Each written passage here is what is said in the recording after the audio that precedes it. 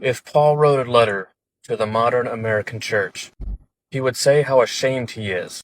He would say how ashamed modern Christianity twists his writings into saying that obedience is no longer necessary.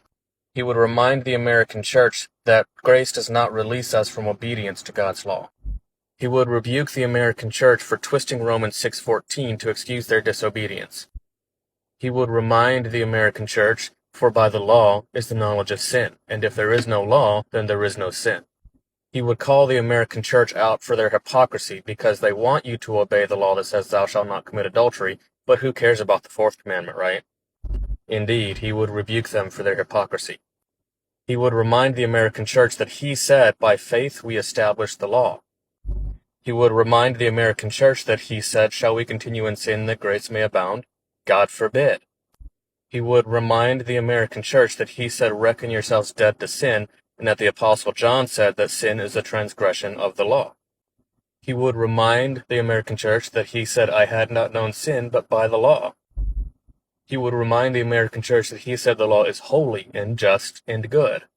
He would rebuke the American church for claiming that the law is a burden, that the law is bondage, because Paul didn't say that. He said that the law is good. He would tell the American church how ashamed he is of them for turning the grace of God into an excuse for the grossest sins.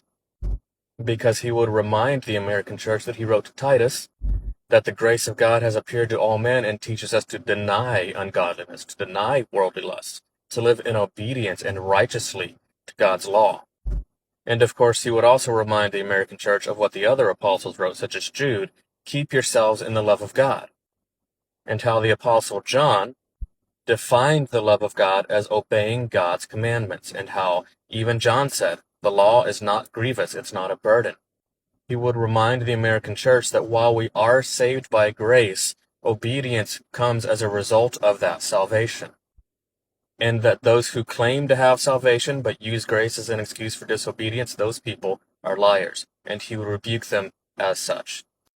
He would point them back to the Savior that he preached and how his Savior said, if you love me, keep my commandments.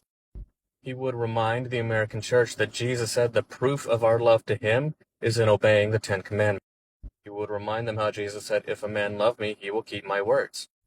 He would also remind them of the very next sentence, he that loveth me not, keepeth not my sayings. And of course, he would remind the American church that only those who obey God's law are going to make it to heaven.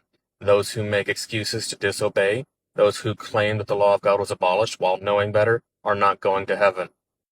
Yes, Paul would be ashamed of the American church.